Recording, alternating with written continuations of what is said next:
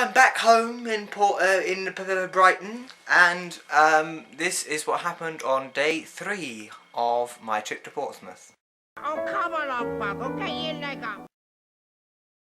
So what I had planned for day 3 was to go to this leisure centre, which had a gym and a spa, sauna, steam room, that sort of thing.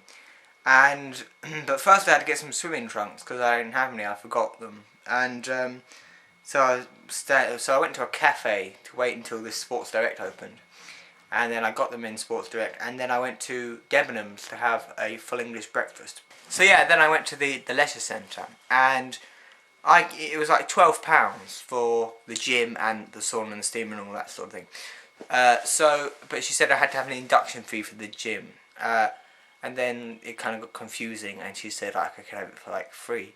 So that was a bit confusing. So and so yeah, I think the first thing I did was go to the gym, and I spent 40 minutes on the treadmill. And a lot of people think, they laugh and point and go, ha ha, look at him on the treadmill. Because I don't actually run on treadmills, I just walk fast. And people probably think that's kind of strange, but it does, I feel like it makes you sweat, it makes me sweaty and all horrible and all that sort of thing. So I think it does do good, and and it says on the little thing on the little computer there that I'm burning calories, so I think it's good, and that's how I do it.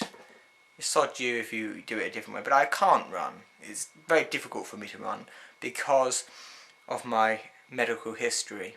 If I run for very short distances, I get very exhausted very quickly, and it's not nice. So I can't run. But people don't know that because, I'm just here on a treadmill. And then after the gym, I went to the swimming pool, but I didn't think much of the swimming pool. I suppose it's because I have a little OCD, and I'm really and it must have been really high because first thing I saw when I went into that swimming pool was someone changing a nappy, and I thought, oh. And swimming pools generally are something which I have a problem with because I always think all that hair that comes off people's bodies and plasters and all that sort of dirty stuff. So so eventually I just went to the cafe they had there, and I had a Coke, got served by another QT waiter. But so yeah, and then after that, I think I went to. Oh no, I did go to this because after the gym I went straight to the steam rooms and saunas. But first I went back to the locker room, and I opened the door, and there was this old man just there, fully naked. He had his wang out, just naturally getting changed. And it was just hilarious. I had to sort of turn to my locker. I just couldn't stop laughing at this fact that you just walk into this locker room and there's this man stark bollock naked. Could have been like 80 or something like that. He was stark bollock naked. Yeah. And I couldn't stop laughing at this, and it was really rude of me. I know, but it was just so funny.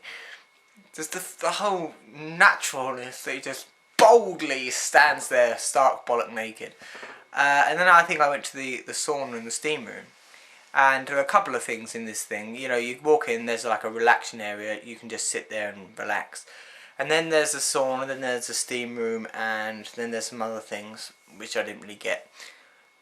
I went to the steam room first because I prefer steam rooms to saunas, and I just sat in that steam room and thought, gee Mac, you've landed on your feet here. It was just pure ecstasy, just pure, utter lust. This beautiful feeling of relaxation, just pure, utter relaxation.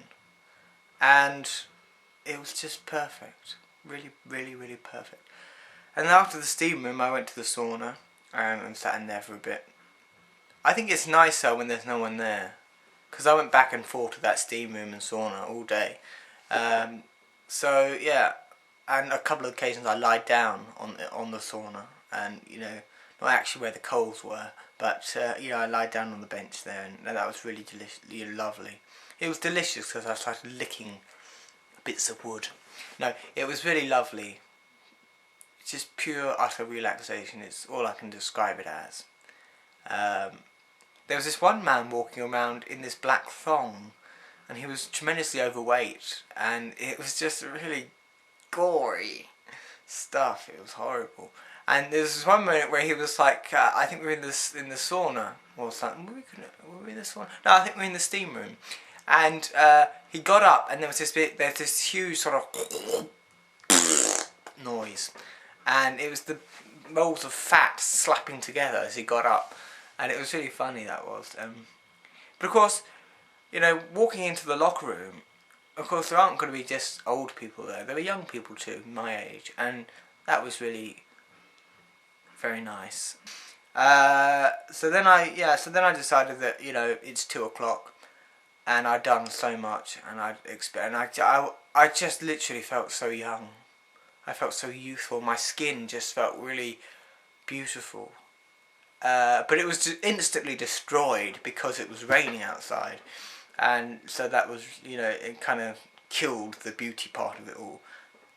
And then I just sort of wandered along because I wanted a slush puppy, because it was my final day, and I felt like I wanted a slush puppy to end it all off. So I went back to the aquarium where I was on Monday, and the cafe there, and there were all these veterans in there. Because before I got to the aquarium, actually, I went to this D-Day sort of exhibit, and I have to say, it was really depressing. The deaths that you see on the film, because there was like a little theatre, and there was a movie about D-Day, and the bodies, you just see them lying there, and all that death, really very depressing indeed. So yeah, it didn't do much for me really, you know, for entertainment, because it was just really sad. I just felt tremendously sad that all these people had died, and the families and everything. Perhaps it was the weather making me just feel sad. But anyway, so after that, I had to go around the exhibit, and fecking camera ran out of power. You know, my photo camera. So I couldn't take any pictures of the wonderful displays they had there. But I just had a nice reunion with my cat. Little Tamsin, the most precious thing in all my life.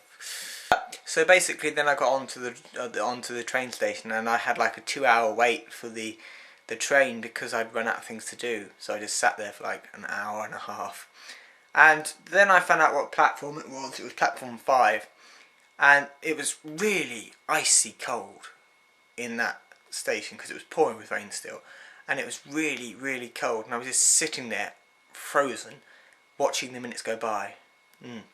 And then the feckin' thing, it got to like, you know, I kind of expected it to come early, the train, but it didn't.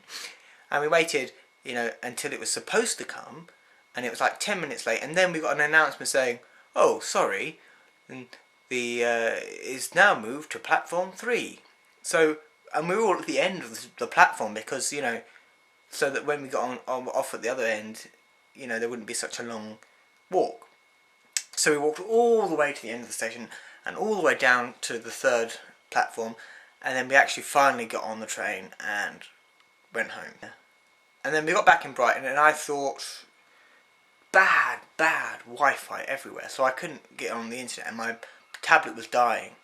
And I really wanted to have lunch, well, dinner, with this person I'd met before, you know, on a sort of date thing. So yeah, so you know, and then eventually I just decided to be a bit spontaneous and just head there to his house. So sort of intending to just like have a sleepover, and I didn't have any Wi-Fi or anything. So and he told me, I'm sure he said 49, but it was actually a different number.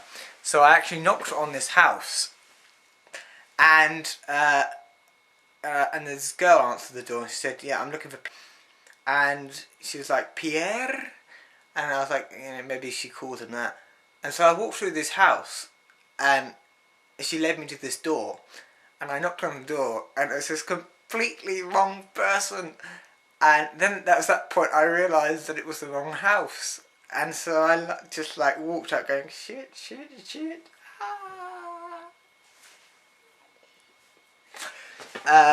So then I actually found these lovely girls were walking by, and they gave me their hotspot, which is not a euphemism, but yes, and so then I got the Wi-Fi and found out where it was, and there we go, and that's the end of the story.